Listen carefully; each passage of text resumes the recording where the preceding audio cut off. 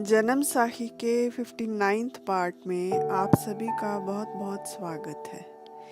इस ग्रंथ में आई अगली कथा के अनुसार गुरु नानक देव जी एक बार समुद्र के किनारे जाकर बैठ गए। वहाँ पर पीर जलालदीन अपना कालीन बिछाकर बैठा था। वह कालीन जादुई था, जिस पर बैठकर वह कहीं भी आ जा सकता था। वह अपनी करामाती शक्तियों से खेल रहा था। गुरु नानक को देखकर उसने उन्हें सलाम किया और कहा, आओ नानक दरवेश, तुम्हें समुद्र की सैर करवाएं। उसकी आवाज़ में उसकी शक्तियों का घमंड साफ झलक रहा था। अंतर्यामी गुरुजी ने पूछा, समुद्र की सैर करते आपको कुछ नजर भी आया? पीर जलालदीन ने उत्तर दिया, एक दिन एक मुनारा यानी मस्जिद देखी थी। गुरुजी बोले, आप जाओ और देखकर आओ कि उस मस्जिद में क्या है। मैं यहीं बैठकर आपका इंतज़ार करूँगा। गुरुजी की बात मान वह अपने कालीन पर बैठकर समुद्र में चला गया और उस मस्जिद पर पहुँच गया। जब वह मस्जिद के अंदर गया तो उसने देखा कि वहाँ 20 आदमी बैठे हैं और खुदा की इबादत कर रहे हैं। उसने सभी को सलाम किया और साथ बैठ गया। जब रात हुई तो 21 थालियाँ भोजन की आ गई। सभी ने खाना खाकर खुदा की याद में सारी रात बिताई। जब दिन निकला तो वह 20 संत चले गए। पीर जलालदीन भी सारा दिन समुद्र की सैर करता रहा। एक जगह उसने देखा कि एक जहाज डूबने वाला है। उसे डूबता देख पीर जलालदीन ने खुदा से प्रार्थना की कि इसमें कई लोग अपना परिवार छोड़कर आए हैं। आप कृपा करो और इस जहाज को डूबने से बचा लो। उसकी प्रार्थना कबूल हुई और वह जहाज डूबने से बच गया। रात हुई तो वह मस्जिद में चला गया। वहाँ वही 20 फकीर फिर से आए। फिर से भोजन की थालियाँ आईं, परंतु इस बार 20 ही आईं।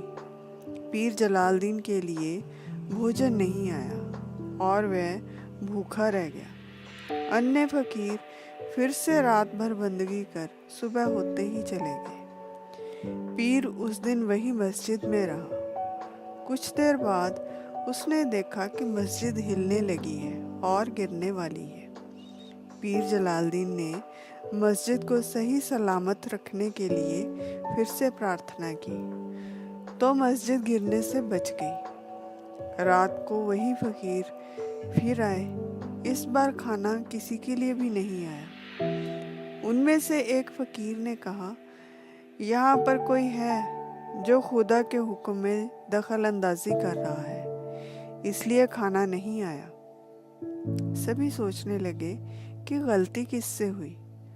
तो पीर जलालदीन ने कहा, मैंने 2 काम किए हैं। एक तो डूबता जहाज बचाया और दूसरा इस मस्जिद को गिरने से बचाया। फिर उन फकीरों ने उससे उसका नाम पूछा तो उसने अपना नाम पीर जलालदीन बता दिया। फकीर बोले, यह जगह पीरों और बादशाहों की नहीं है, उनकी जगह तो धरती पर है। यहाँ तो खुदा के प्यारे आते हैं, आप यहाँ से जाओ। उसने अपना कालीन समुद्र पर बिछाया और चलने का आदेश दिया, परंतु कालीन टस से मस नहीं हुआ। वह सारा दिन उस पर बैठा रहा, पर कालीन 1 इंच भी नहीं हिला। शाम को फिर से वही 20 फकीर आए। उन्होंने पूछा, तुम अभी भी यहीं हो, गए क्यों नहीं? पीर ने बताया, मैं सुबह से कोशिश कर रहा हूँ, पर यह कालीन हिल ही नहीं रहा।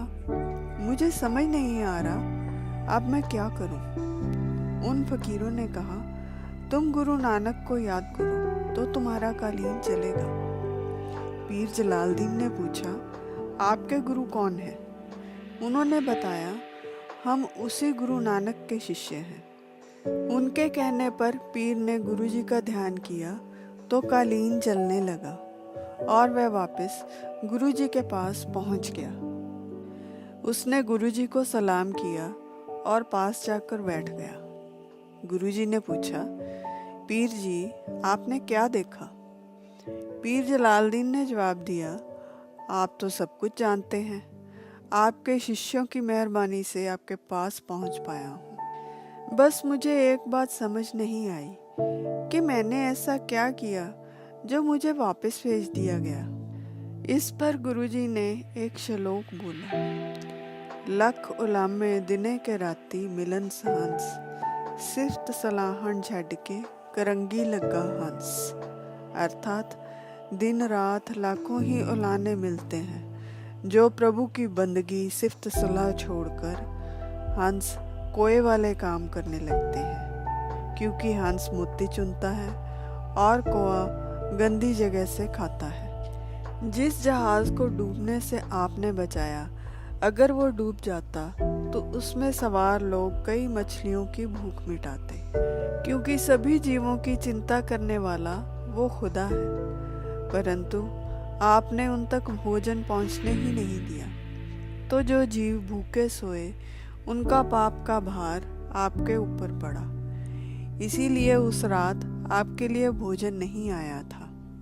हे पीर जी, आपके कर्म कोए वाले हैं और हंसों को कोए के साथ बैठने की मनाही होती है, इसीलिए मस्जिद गिरने लगी थी। आपने फिर मस्जिद को गिरने से बचा लिया, जबकि खुदा का हुक्म उसे नष्ट करने का था, और अगली रात किसी के लिए भी भोजन नहीं आया। आप तो प्रभु से बेमुख हो। एक तो आपने खुदा की इच्छा के विरुद्ध काम किया, और दूसरा मन में अहंकार किया कि मेरे कहने पर सब हो गया। जो कुदरत से खिलवाड़ कर उसे अपने हिसाब से चलाने की कोशिश करता है, उसे उसका भुगतान करना पड़ता है। कुदरत से खिलवाड़ करना अर्थात खुदा के विरुद्ध चलना है। उनका यह जवाब सुनकर पीर जलालुद्दीन ने अपना कालीन उठाकर फेंक दिया। गुरुजी ने उसे हुक्म किया, जाओ जलालुद्दीन, जाकर पूरा पीर करो, अर्थात पूरा गुरु धारण करो। पीर जलालुद्दीन ने पूछा, गुरुजी, अब आप ही बता दो कि पीर कौन सा करूं? गुरुजी मुस्कुराकर बोले, जो पीर उन फकीरों ने किया। उनका हुक्म मानकर पीर जलालुद्दीन ने गुरु नानक देव जी को अपना गुरु बनाया और उनसे विदा लेकर चल दिया। आज के लिए बस इतना ही। फिर मिलेंगे एक नई वीडियो के साथ। तब तक के लिए विदा। मेरी यह वीडियो आपको कैसी लगी कमेंट सेक्शन में ज़रूर बताइएगा।